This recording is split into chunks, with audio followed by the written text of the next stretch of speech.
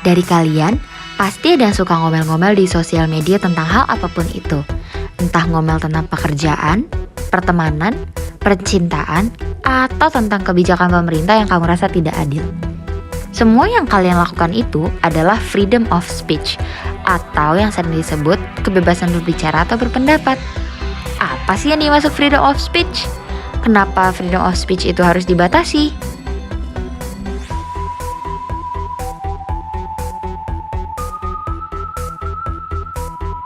Freedom of speech dapat diartikan sebagai kebebasan berpendapat, beropini, dan berkata-kata.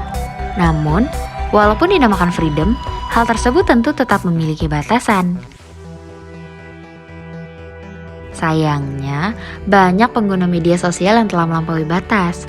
Terlebih lagi, banyak pengguna media sosial yang menerapkan anonimitas di akun media sosialnya, sehingga mereka lebih bebas untuk membuat ujaran kebencian, menyudutkan suatu pihak atau kelompok, dan lain-lain yang dapat menyebabkan perpecahan dan kebencian.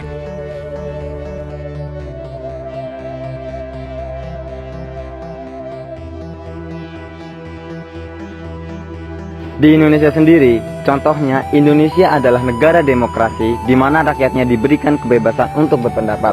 Akan tetapi, kebebasan berpendapat tersebut tidak digunakan dengan baik oleh banyak orang. Bahkan, Indonesia dinobatkan sebagai negara dengan pengguna internet atau media sosial yang paling tidak sopan se-Asia Tenggara. Negara perlu secara tegas membuat garis pembatas untuk membedakan mana saja pendapatnya secara konten dilindungi dan tidak dilindungi. Terhadap kelompok yang pertama, berlaku pendekatan non-diskriminasi di mana negara tidak ikut campur dan membatasi konten mana yang diperbolehkan atau tidak, baik melalui peraturan perundang-undangan maupun kebijakan yang dikeluarkan oleh pemerintah. Sebaliknya, negara wajib melarang pernyataan atau perbuatan yang masuk dalam kelompok tidak dilindungi. Meski sulit, namun kita dapat mengambil kaidah normatif sebagai pegangan dalam membuat pemisahan kedua jenis konten pendapat tersebut. Dalam hal ini, konten yang dimaksud adalah konten yang secara intrinsik dianggap jahat atau tidak layak disampaikan ke publik.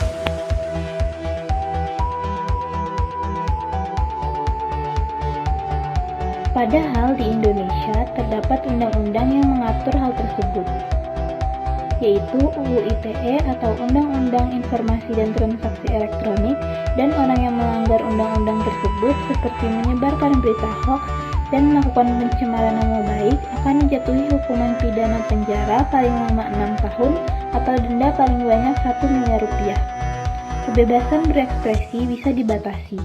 Misalnya dalam pasal 19 ayat 2 Undang-Undang Nomor 12 Tahun 2005 tentang ratifikasi Kovenan Hak Sipil dan Politik, jelas bahwa kebebasan berpendapat dan berekspresi itu dibatasi dan ada 2 pembatasannya, yaitu untuk alasan keamanan nasional dan untuk menghormati harkat dan martabat orang lain. Jadi, sudah seharusnya kita sebagai mahasiswa dan generasi muda agar kritis dalam beropini namun tetap memperhatikan etika dan bahasa yang digunakan.